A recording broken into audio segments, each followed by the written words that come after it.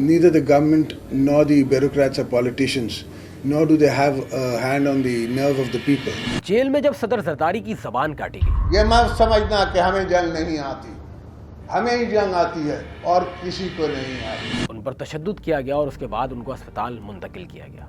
ये कहानी है 1986 की।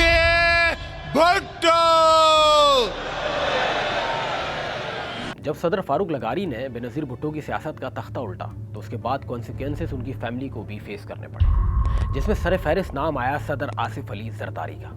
नून लीग की हुकूमत में सदर आसिफ अली जरदारी को बहुत सारे मुकदमात में नामजद किया गया, जिसमें एक मुकदमा था जस्टिस निज़ाम कत्ल केस। उस वक्त के आईजी सिंध राना मकबूल ने सीआईए के एक इंस्पेक्टर को लाहौर से तलब किया और कहा गया कि आप आसिफ अली जरदारी से तफ्तीश करें। और इसी दौरानिये में कहा जाता है कि आसिफ अली जरदारी पर तशद्दुद किया गया और इसी तशद्दुद के दौरान एक कांच के गिलास को तोड़कर उनके गले पर रखा गया और इसी वजह से उनकी जबान कट गई और उनको तशद्दुद का निशाना बनाया गया। जबकि इस हवाले से पुलिस का जो मौक़िफ़ सामने आया वो बहुत हैरानकुन था।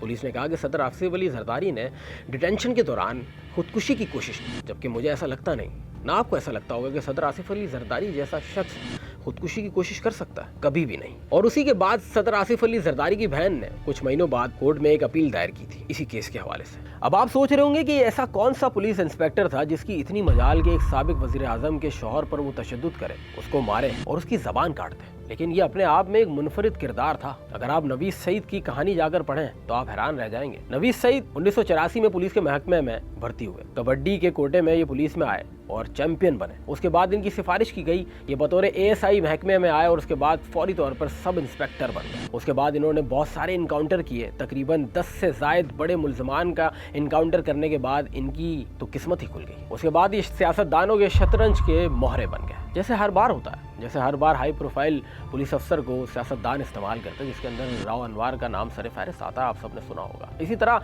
नवीस सईद का भी इस्तेमाल किया गया। ये एक सूबेदार के बेटे थे और इनको कराची बुलाया गया, खास तौर पे सदर आसिफ अली जरदारी की तफ्तीश करने के लिए। आप सोचें कि ये शख्स कितना खतरनाक होगा कि एक पावरफुल और इन्फ्लुएंशियल आदमी की तफ्तीश के लिए इनको बुलाया गया। नवीस सईद को सबसे ज़्यादा शोहरत तब मिली जब पंजाब असम्बली से पीपल्स पार्टी के एमपीएस सुलेमान तासीर को गिरफ्तार करने का हुक्म दिया गया और ये उनको गिरफ्तार करने गए और मज़ामत पर इस एमपीए को चमाड़ रसीद कर दिया और ये सुर्खी अखबारात में टॉप पर लिखी गई। उसके बाद नवीस सईद को कुछ अरसे के लिए मुअत्तल कर दिया गया था और बाज़ लोग ये दावा भी करते हैं कि 12 अक्टूबर 1999 को army chief general Pervez Musharraf को बरतरफ किए जाने के बाद पुलिस के जिस दस्ते को कराची एयरपोर्ट से इन्हें तहवील में लेने के लिए जिम्मेदारी सौंपी गई थी, उनमें इंस्पेक्टर नवीस सईद भी शामिल थे। इंस्पेक्टर नवीस सईद पुलिस में मुलाजमत के साथ साथ प्रॉपर्टी का कारोबार भी करता था और इसी वजह से इसने बहुत सारी दौलत जमा कर रखी। चुनाचा सदर परवेज मुशर्रफ के दौर में इन पर नैब केस चलाया गया, जिसकी वजह से वो लंदन फरार हो गए और वो वापसी भी आए